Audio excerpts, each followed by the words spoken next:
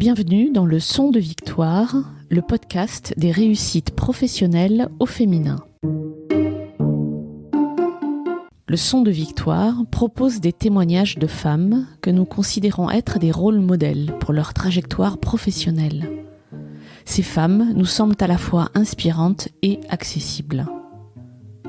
Dans certains épisodes, ce sont des spécialistes du travail au féminin ou de la mixité en entreprise, ou bien des individus engagés sur le sujet des femmes au travail qui viennent partager leur point de vue ou le fruit de leurs travaux. Nous sommes convaincus que vous trouverez dans tous ces partages des clés pour développer votre propre parcours professionnel, que vous soyez un homme ou une femme.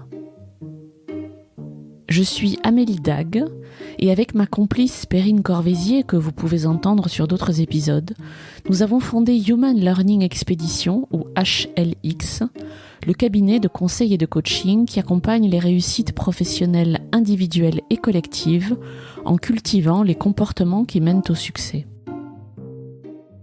Le Son de Victoire, c'est aussi le nom des modules d'auto-coaching en format audio que nous produisons pour permettre aux femmes de lever un à un les obstacles qu'elles peuvent rencontrer sur leur parcours professionnel en entreprise.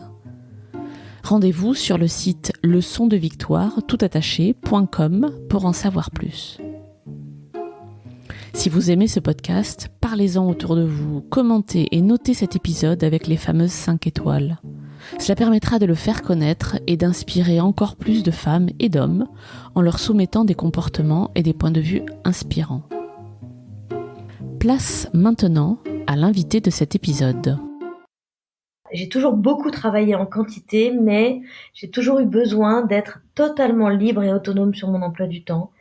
Donc il y avait cette organisation du travail, mais il y avait aussi l'engagement de elle pour les femmes et pour les droits des femmes et pour l'égalité des femmes avec les hommes.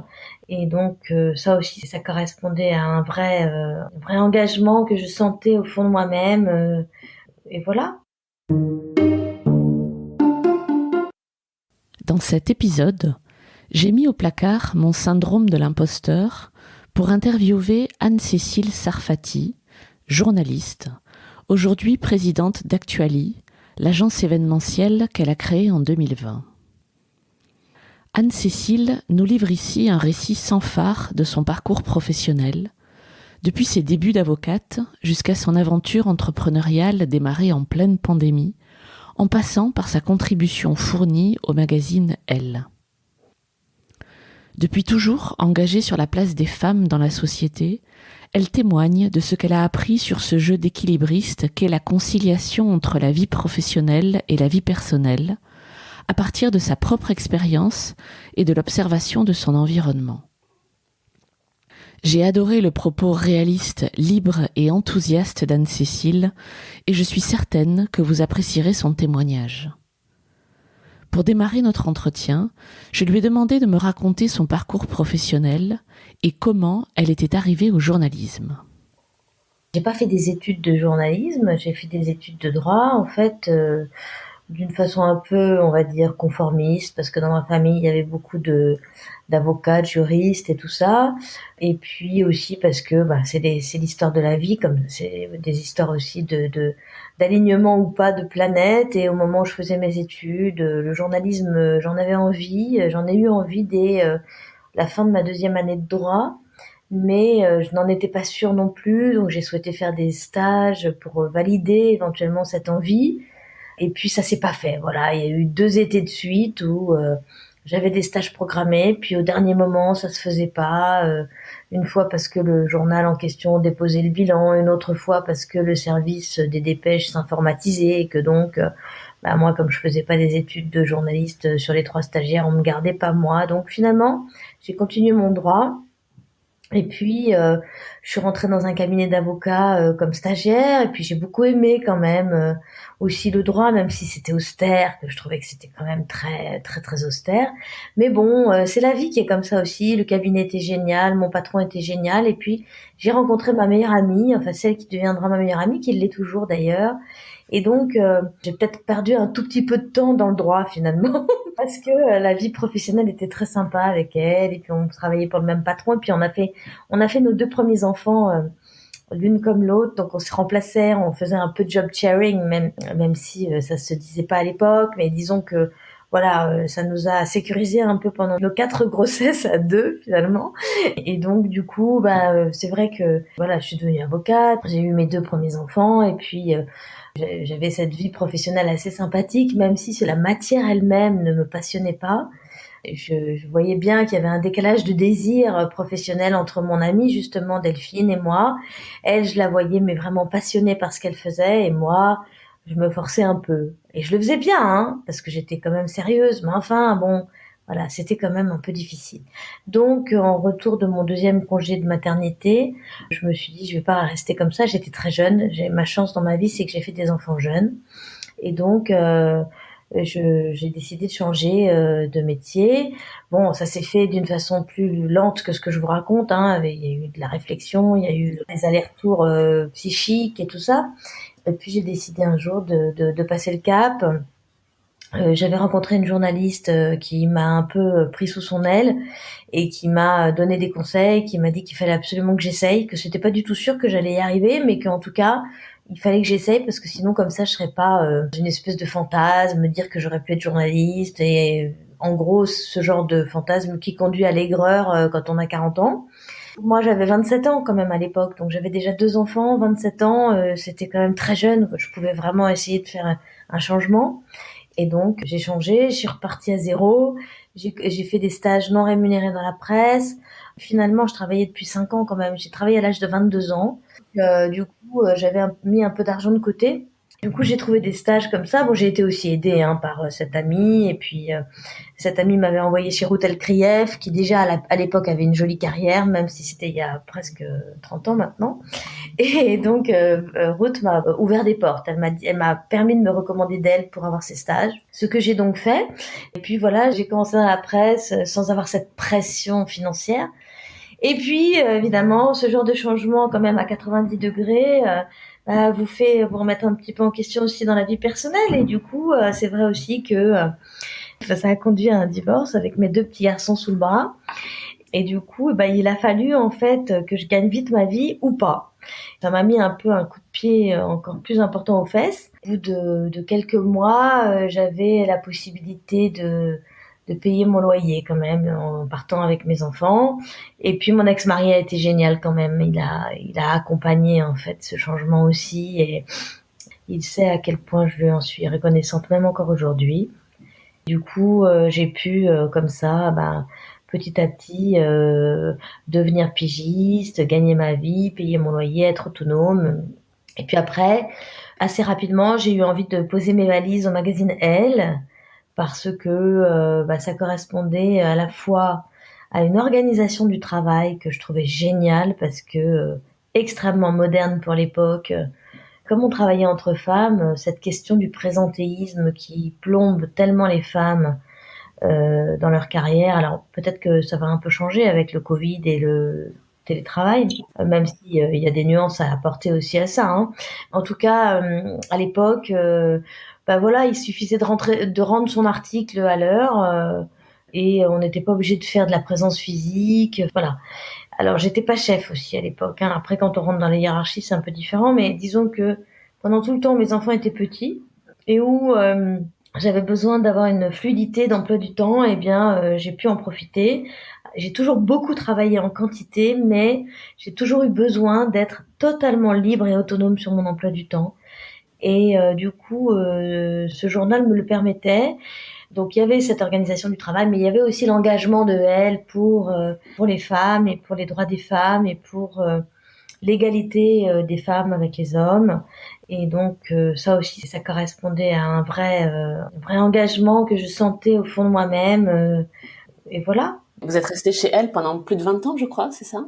Oui, alors après vous êtes engagé comme en CDI, donc ça met quand même longtemps, hein. J'ai d'abord été pigiste pendant 5 ans, ensuite j'ai eu enfin un contrat de travail, un vrai, voilà, un CDI, ce qui déjà à l'époque était quand même très rare et très difficile. Entre-temps, j'ai refait ma vie personnelle, je me suis remariée, j'ai eu un autre enfant qui est né en 2000 et quand j'étais enceinte de mon autre enfant, c'est là que j'ai demandé mon engagement à elle. Je ne savais pas que j'étais enceinte quand j'ai demandé mon engagement à Valérie Toragnan qui dirigeait la rédaction de Elle.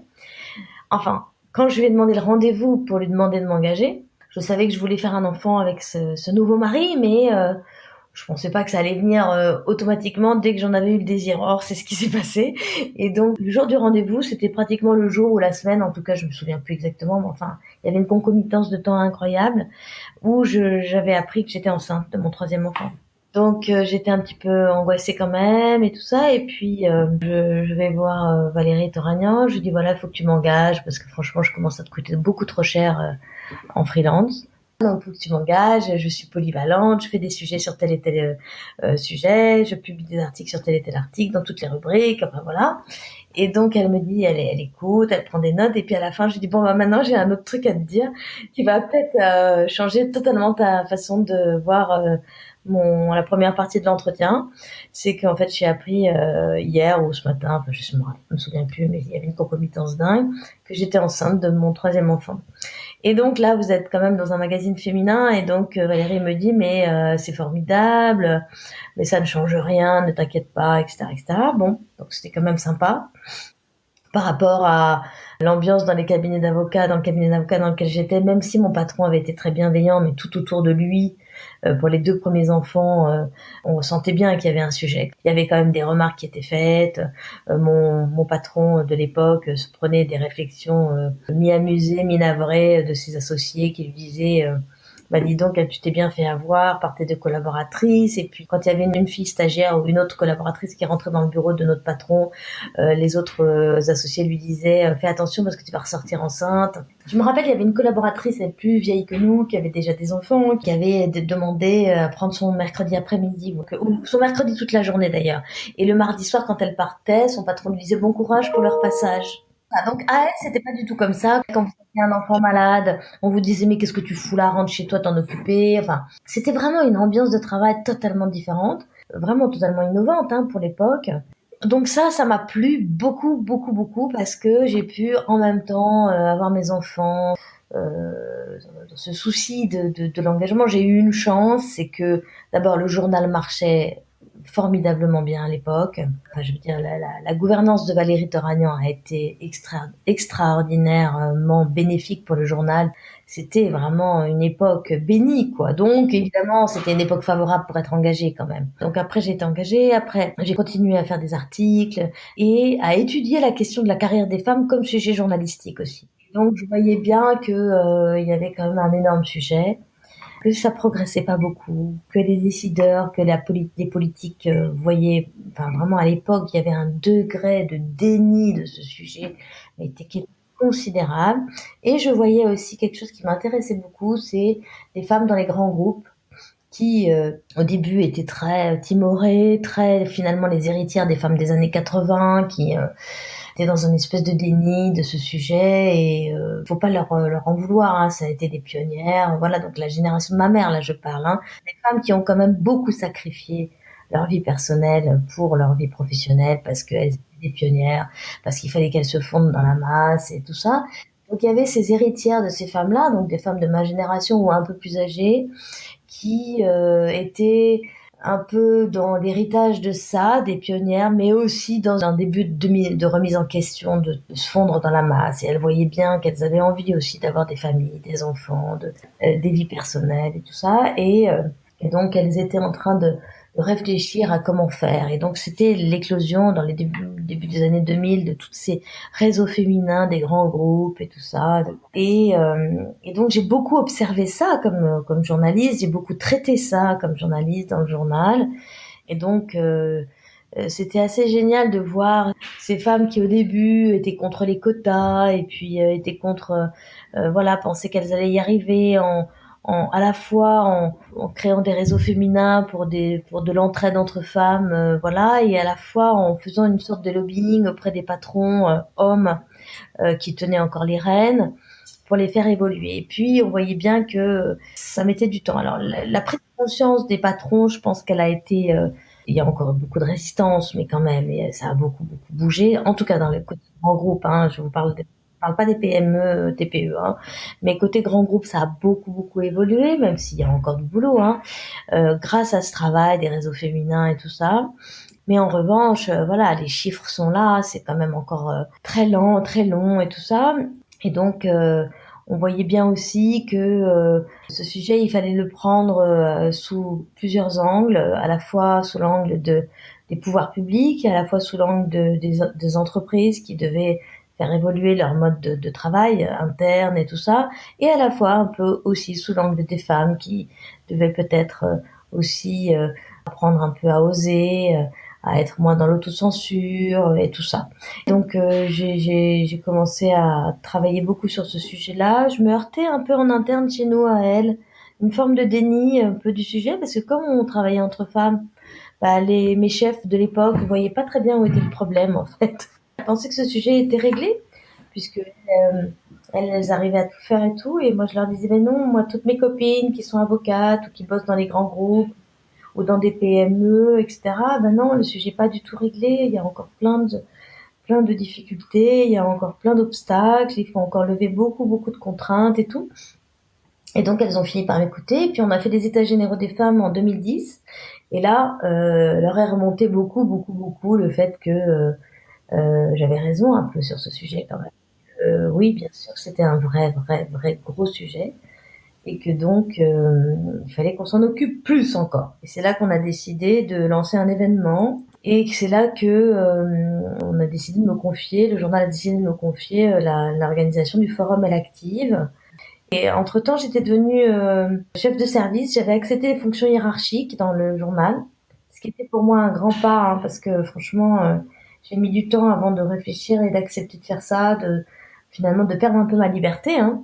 Mes enfants étaient plus grands, donc plus autonomes, c'était moins compliqué, les histoires de garde d'enfants, les problèmes de maladie, de nuit, tout ça, c'était plus le sujet.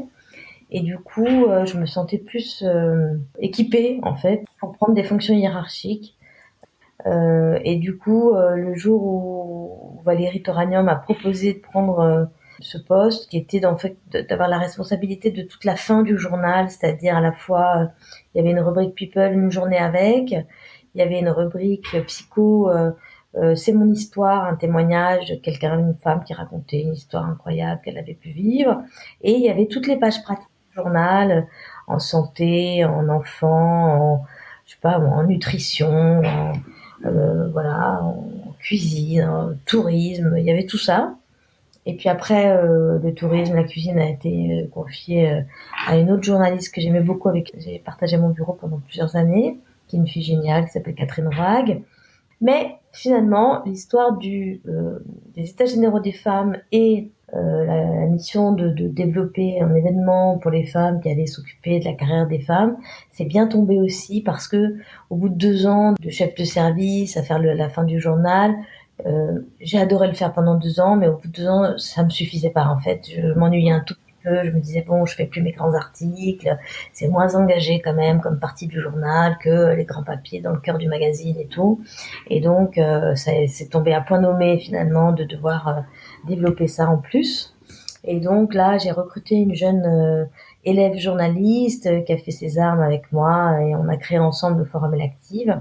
C'était génial, et ça c'est une de mes grandes fiertés professionnelles, parce que c'était quand même très innovant à l'époque. Depuis, on a été beaucoup copié, mais c'était très innovant parce que en fait, ça traitait en fait des 3 points dont je vous ai parlé pour traiter ce sujet. C'est-à-dire que à la fois il y avait une dimension politique et pouvoir public, et donc de lobbying auprès des décideurs pour faire avancer ce sujet, à la fois dans la politique et à la fois dans la gouvernance des grands groupes et des entreprises et des chefs d'entreprise, et à la fois sur le plan des femmes, puisque il y avait donc cette partie en fait entre guillemets un peu engagée de lobbying, de penser le sujet à un niveau plus macro en fait, hein, du sujet. On le traitait sous forme de plénière, de conférences, d'entretiens avec des patrons, d'entretiens avec des politiques, et puis la partie plus pratique, plus concrète pour aider les femmes d'une façon super concrète et pratique.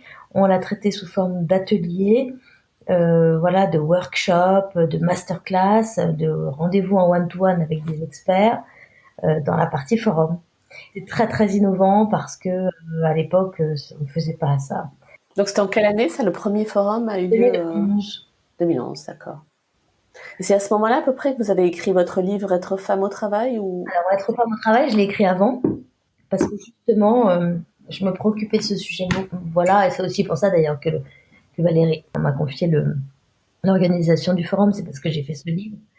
Et justement parce que j'étais un tout petit peu frustrée dans mon journal sur ce sujet que j'observais comme journaliste, mais j'avais pas la possibilité d'écrire là-dessus toutes les semaines non plus.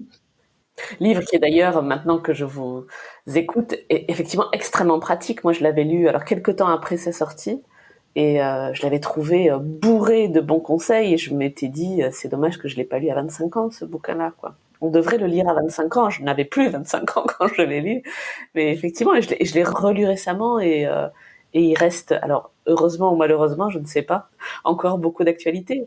C'est-à-dire que oui, depuis, il y a eu d'autres jeunes femmes qui ont fait des livres et sur ce sujet, et tant mieux d'ailleurs, je suis drôlement contente parce que ça veut dire que ce sujet diffuse un peu une génération plus jeune que la mienne. Même si je trouve, pour mentorer un peu des jeunes femmes de 30 ans et tout, que quand même, il y a quand même encore beaucoup, beaucoup de déni. Ouais, ouais, je suis d'accord. Finalement, le déni conduit à une espèce de choc. Quand elles ont des enfants, elles sont choquées, quoi, parce qu'elles voient bien que c'est compliqué encore, voilà, et que ça les tombe dans leur carrière. Mais bon, Et donc vous avez organisé plusieurs forums, c'est ça, ou après le premier? après, on en a fait carrément un truc dingue. Au début, on en faisait qu'un à Paris sur une journée, puis après, comme c'était gratuit, mais c'était sur inscription préalable sur la plateforme d'inscription, et du coup, il y a eu une année, au bout de 2-3 ans, où on a été complètement débordé par les demandes, et pour des raisons de sécurité, de jauge du lieu, puisque ça avait lieu au Conseil économique et social, on ne pouvait pas accueillir toutes les femmes qui auraient voulu venir. Et donc là, il a fallu décider de passer à la vitesse supérieure. Et donc, c'est là qu'on a décidé de rajouter une grosse demi-journée au Forum de Paris et d'aller en région. Et c'était vraiment super, vraiment très gratifiant et tout ça. Et puis en parallèle de ça, la gouvernance du journal a changé. Donc moi, enfin, avant que ça change, Valérie Torino m'a demandé de devenir la rédactrice en chef du magazine. Donc là, c'était quand même vraiment autre chose. Donc j'ai fait ça pendant alors 1 an à ses côtés. Et puis au bout d'1 an, elle s'est fait carrément remercier par la nouvelle direction.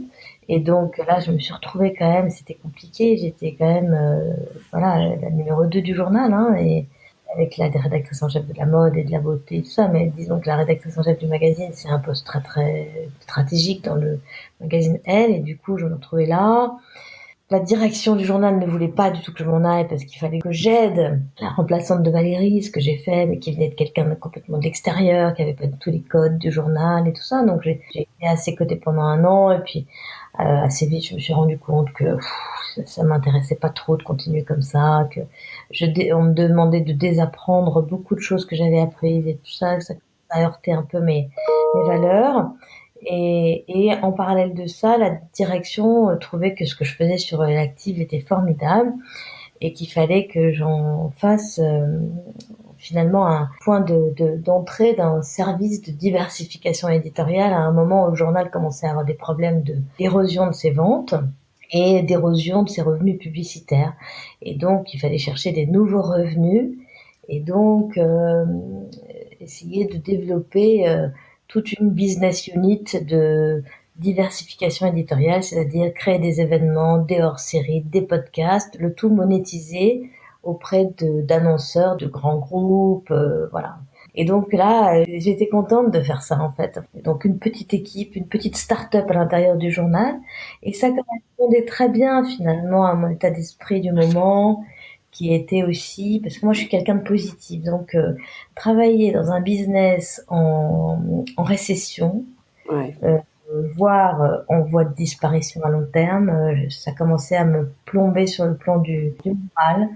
Et je trouvais génial d'essayer de créer quelque chose de positif et d'innovant et de plus optimiste en fait. Et en plus, je pense que j'avais quelques dispositions pour ça, du fait de mon passé d'avocate aussi, de profession libérale. Et finalement, je me retrouvais à essayer d'aller convaincre des grands groupes de nous rejoindre pour sponsoriser tel ou tel forum et tout ça. Donc j'étais à la fois dans l'éditorial et à la fois dans une dimension un peu business, si vous voulez. Donc c'était génial parce que je retrouvais au fond une sorte de synthèse en fait entre ma vie de journaliste que j'adore, hein, parce que j'adore quand même vraiment le contenu éditorial, l'engagement, la profondeur des sujets et tout, ça c'est vraiment quelque chose qui me correspond. Mais finalement, aller parler avec mes anciens clients de 25 ans avant, je trouvais que c'était assez sympathique et que c'était une boucle un peu comme ça. Et puis après, le journal a été vendu à un nouvel actionnaire. Et donc, dans ces cas-là, qu'est-ce qui se passe? Il se passe que pour des journalistes, s'ouvre ce qu'on appelle la possibilité de prendre ce qu'on appelle la clause de cession, c'est-à-dire en fait de s'en aller du journal avec un peu d'argent en fonction de votre ancienneté. Peut-être l'occasion de se dire est-ce que je vais pas monter quelque chose d'autre, ou est-ce que je vais pas aller faire autre chose. Donc en plus, ce qu'il y a de génial, c'est que vous avez un an pour réfléchir quand même. Et puis, en un an, vous avez le temps d'avoir des signaux de ce que le nouvel actionnaire, peut-être que ça va pas le faire quand même avec moi. Enfin, pas du tout de son côté, hein, j'ai pas eu de signe de son côté, mais moi, je commence à avoir un petit problème de valeur. Puis après, il y a l'âge que j'ai. J'avais passé 50 ans et je me disais, à 50 ans, là, j'ai vraiment une expérience formidable. Mes enfants sont grands. Donc j'ai plus du tout le problème de la garde d'enfants et tout, enfin de rentrer tard, vous voyez, de me remettre en risque en fait. Mes enfants sont élevés, ils vont bien tous. Voilà, est-ce que c'est pas le moment d'aller se dire je vais monter une boîte, je vais faire quelque chose. Bon.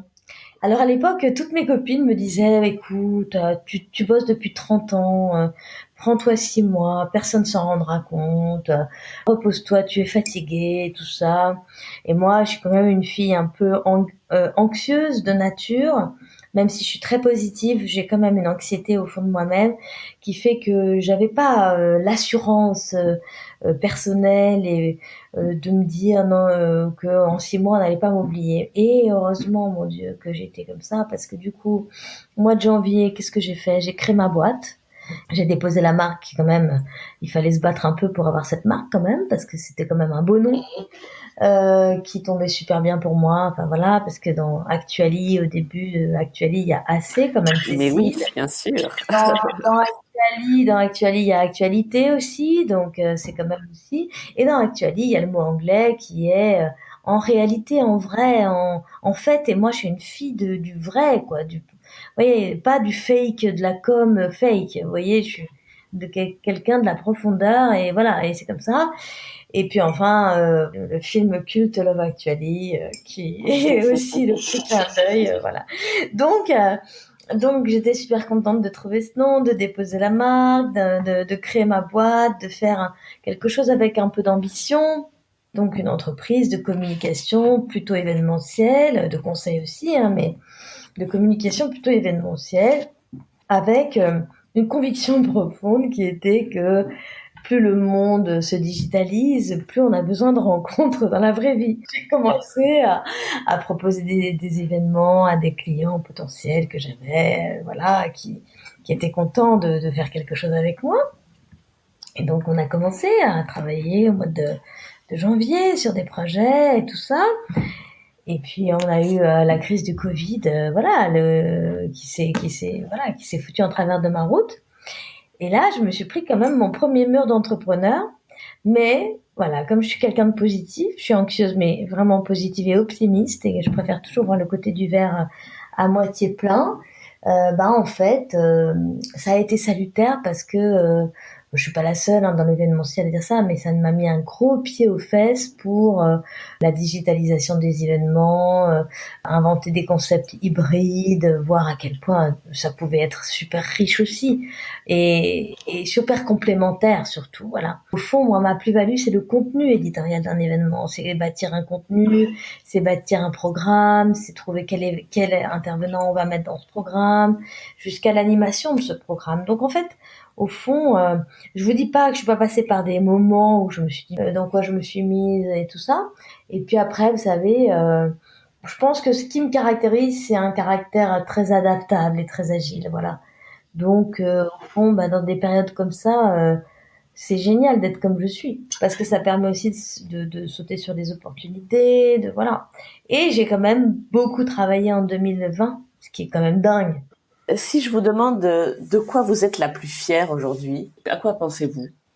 Ma plus grande fierté, c'est d'avoir réussi à concilier vie perso, vie pro. Je pense que c'est ça ma plus grande fierté. Vraiment quoi. C'est vraiment ma plus grande fierté, c'est que j'ai un mari que j'adore, que j'ai des amis que j'adore, que mes enfants, je les trouve super, même si voilà, on voudrait toujours qu'ils aillent mieux encore. Bon là, la période est compliquée, mais franchement, globalement, c'est des enfants qui ont un sens de l'énergie, du travail et justement de l'adaptation, franchement, qui est assez admirable.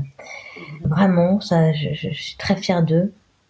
Et puis j'ai un mari que j'aime vraiment énormément. Voilà, on est un couple formidable, je pense, depuis longtemps maintenant, hein, puisque notre fils commun a 20 ans. Donc on est un couple, voilà, et c'est vraiment comment dire. Vous savez, je pense que là, je suis à une période où je peux vous dire que c'est ça le plus important en réalité. Alors après, j'aime beaucoup travailler. Hein. Il y a j'ai beaucoup de goût pour le travail. Hein. Je suis quelqu'un, j'ai besoin de travailler beaucoup d'abord pour voilà, parce que je me réalise beaucoup dans le travail, hein, ça c'est sûr. Et lui aussi, d'ailleurs, mon mari aussi, hein. Et mes enfants aussi. Finalement, on est des gros travailleurs dans cette famille. Mais en même temps, on aime aussi profiter de la vie. Alors là, la période est un peu compliquée pour profiter de la vie entre nous, mais on a un côté bon vivant et sympathique et voilà. Et voilà, ma plus grande fierté, c'est ça. Donc vous voyez, j'ai une grande fierté évidemment d'être engagée pour les femmes, d'avoir apporté ma modeste contribution à faire arriver ce sujet dans la tête des décideurs, parce que franchement c'était pas ça il y a 25 ans, quand on a commencé, loin de là. Et j'étais assez horrifiée hein, du degré de déni des décideurs à l'époque. Aujourd'hui, quand même, globalement, tout le monde sait que c'est un sujet. J'ai animé récemment un événement organisé par le MEDEF à l'occasion de la loi Copé-Zimmermann, des 10 ans de la loi Copé-Zimmermann. Et bon, on voit bien que le MEDEF, ils sont quand même très, très conscients du sujet et même ils sont engagés sur le sujet. Je vous dis pas que tous les patrons sont sincères là-dedans, mais en tout cas, le MEDEF se sent obligé en tout cas de dire qu'il est engagé sur ce sujet. C'est déjà une belle victoire, je peux vous dire. C'est déjà une très belle victoire par rapport à il y a 20 ans, je peux vous dire, on a passé un cap hein, quand même. Donc ça, si j'ai apporté un peu ça, écoutez, ça c'est une jolie fierté aussi. Après, si je peux aider aussi les jeunes femmes à y arriver à faire cette espèce de jeu d'équilibriste, hein, parce que la conciliation vie pro vie perso, c'est un jeu d'équilibrisme permanent en fait. Le seul moyen d'arriver à ça, c'est la question de l'autonomie du temps. C'est-à-dire, c'est ce que je vous disais au début de notre entretien, moi j'ai toujours eu besoin d'être très autonome, de pas avoir un chef qui me dit qu'est-ce que tu fous, pourquoi t'es pas là. Et même quand j'étais chef moi-même, où il fallait là quand même être un peu plus présente physiquement au journal, d'une certaine façon, plus vous montez en responsabilité, moins vous devez de compte à votre hiérarchie sur votre emploi du temps. Et vous devez des comptes à votre équipe. Donc il faut être là pour votre équipe, mais on n'a pas besoin d'être là H24 du matin au soir. L'équipe comprend aussi quand on a des responsabilités, qu'on a des rendez-vous à l'extérieur, qu'on peut aussi décider qu'on va télétravailler tel jour. Là, je vous parle d'un temps où il n'y avait pas le Covid, hein, mais je pense que la crise qu'on vit va peut-être rebattre un peu les cartes, même s'il faut rester très vigilant. On a vu pendant cette crise quand même que certes, ça donne un bon coup de pied dans le présentéisme qui est un poison de la carrière des femmes, justement parce que trop rigide par rapport à cette autonomie du temps dont on a besoin peut-être encore plus en tant que femme, même si j'aimerais que les hommes se disent ça aussi, hein. Ça nous ramène évidemment à la vie personnelle et que voilà, et que donc pour essayer d'avoir la possibilité de tout faire, faut être autonome de son temps. Mais attention, on a bien vu quand même que faut pas que ça renvoie les femmes au foyer alors qu'elles s'étaient extraites du foyer en allant travailler. Voilà, donc ça, c'est un gros point de vigilance à avoir, mais voilà, moi, c'est vrai que j'ai toujours revendiqué je travaille beaucoup, mais je travaille quand je veux. Et si j'ai envie d'aller faire un gâteau avec mes enfants, quand ils étaient petits, hein, après l'école, je fais un gâteau avec mes enfants après l'école. Après, quand ils seront couchés, je rallumerai mon ordi et j'écrirai mon article. Et j'ai beaucoup fait ça. Oui, il faut de l'autonomie. Et encore une fois, c'est une autonomie qui fait que, en fait, on ajuste presque à l'heure par heure ses priorités. Vous voyez. Et moi, j'ai toujours fait ça. C'est-à-dire que je me posais pas la question quand l'école m'appelait en me disant faut venir chercher votre fils à l'école parce que il a mal à la gorge, il a mal à la tête, bref. Avec quand même parfois un degré de non-compréhension de l'institution scolaire par rapport au travail des femmes, mais bon, bref, puisqu'ils appelaient pas le papa ou ils appelaient toujours la mère et qu'on leur disait attendez, là je suis quand même dans une réunion mais fondamentale, donc si vous pouviez garder mon ado. Et que donc je me rappelle une fois où j'ai dit ça à l'infirmière scolaire, je lui ai dit écoutez, je vais venir mais à 17h, il est 13h, gardez-le s'il vous plaît. Ils m'ont dit écoutez, dans ces cas-là, nous allons appeler le SAMU. Non, c'était les pompiers, et puis vous irez chercher votre enfant à l'hôpital. Donc ça, vous voyez, mon dernier, il a 20 ans, donc il avait peut-être 14 ans à l'époque, ou 13 ans. Donc, vous voyez, c'était il y a pas si longtemps que ça quand même, hein.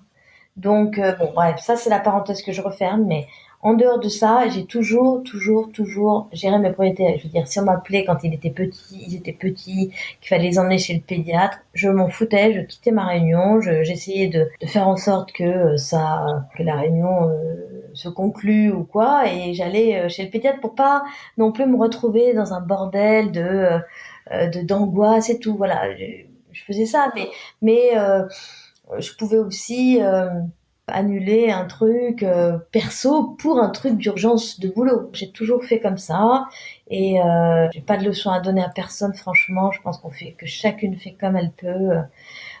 Vraiment, je voudrais être très humble par rapport à mon parcours, hein, par rapport à tout ça, parce que c'est plus difficile pour d'autres que pour moi, ça n'a pu l'être, hein, sans doute. Ce que je veux donner aussi peut-être, peut-être comme j'ai pas de conseils à donner, mais c'est aussi que toute cette période en fait de conciliation vie pro vie perso, qui parfois est tellement difficile qu'elles vous font faire des choix personnels de retrait, professionnels pardon, de retrait, de moindre ambition, de pas accepter un poste parce qu'on se dit que on va pas y arriver et tout. En fait, il faut quand même bien y réfléchir à l'avance parce que c'est des périodes qui durent pas en fait, vous voyez. Certes, alors je parle j'ai des amis qui ont 10-15 ans de moins que moi et qui sont dans la galère des jeunes enfants, des réveils nocturnes et de l'accélération de la carrière, donc c'est vraiment un moment où c'est dur quand même, qui me disent oui, tu nous dis toujours que ça va pas durer, mais c'est quand même vachement dur. Attends, tu nous dis qu'il faut attendre, mais il y a 10 ans à attendre. Je dis peut-être, oui, je sais, je reconnais que c'est pas un conseil très rapide, mais ce que je veux dire par là, c'est qu'il y a des choix qu'on fait dans sa carrière pour des problèmes conjoncturels en fait, qui certes vont durer 10 ans, qui sont pas très longs, mais qui ne durent pas. Donc après, c'est difficile de rattraper le retard professionnellement quand on s'est mis en retrait, parce qu'en se disant, vous voyez, bon. Est-ce que vous êtes optimiste sur ce fameux équilibre pour les femmes dont vous venez de parler? Est-ce qu'il y a des signes comme quoi les choses s'améliorent ou pas? Oui, mais comment dire? Oui, je suis optimiste, même si je sais que c'est long. Voilà. Ouais, ok. Merci énormément pour tant de sincérité, pour ce généreux partage. J'espère que vous avez apprécié cet épisode autant que nous avons aimé le préparer pour vous. Abonnez-vous au podcast Le Son de Victoire sur votre plateforme d'écoute préférée. Vous serez ainsi notifié des nouveaux épisodes. Et retrouvez Le Son de Victoire sur le compte Instagram du même nom. Le Son de Victoire est proposé par Human Learning Expedition, ou HLX, qui a également produit Talents Précieux, le podcast de la réussitologie. Pour en savoir plus sur HLX, connectez-vous sur humanlx.com, HUMANLX, ou bien suivez-nous sur LinkedIn. Pour découvrir notre offre de modules d'auto-coaching en format audio qui permettent aux femmes de dépasser un à un les obstacles qu'elles rencontrent sur leur trajectoire en entreprise, rendez-vous sur leçondevictoire.com. Enfin, si vous aimez ce podcast, le meilleur moyen de le soutenir est de laisser un avis 5 étoiles et un commentaire sur Apple Podcast et bien sûr d'en parler autour de vous. Cela permettra à d'autres de le découvrir également. Je compte sur vous. Merci pour votre écoute et à très bientôt.